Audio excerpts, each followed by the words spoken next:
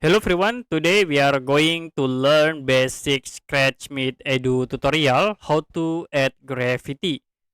So first I will set for the sprite position. Okay, you can use when flag click and go to motions, set for the point directions into 90.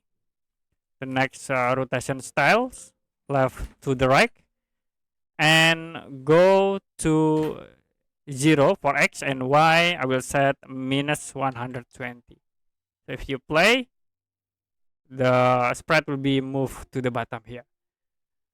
The next for the control, okay, you can go to the forever and use if, use sensings. You can set for key.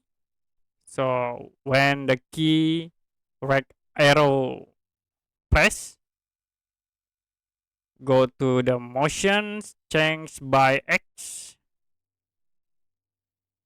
change by x to 10, and I will copy.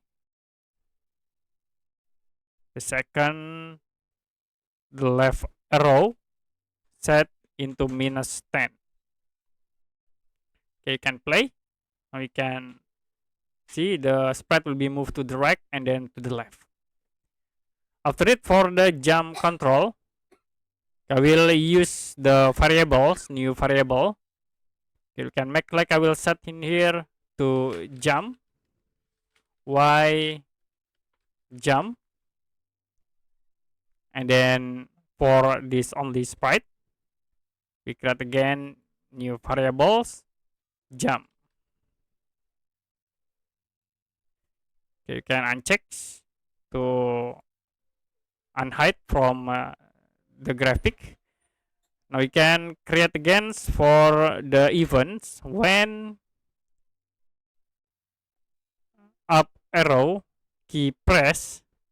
You can use the if and then use the operator equal. So I will set for the jump variable to 0,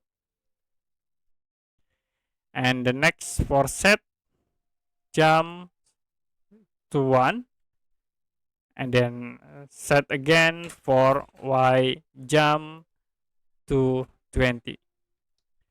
You also can insert for jump here to 0, and then insert again for y jumps to 0. The next for the control in this area, you can set for the motion. Okay, change by y, set the value for the variable into y jump, and the next for the control again, use if then, use the equal, and set variable jump.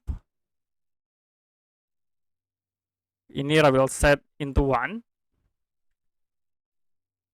and the next you can set for the change y jump to minus 2.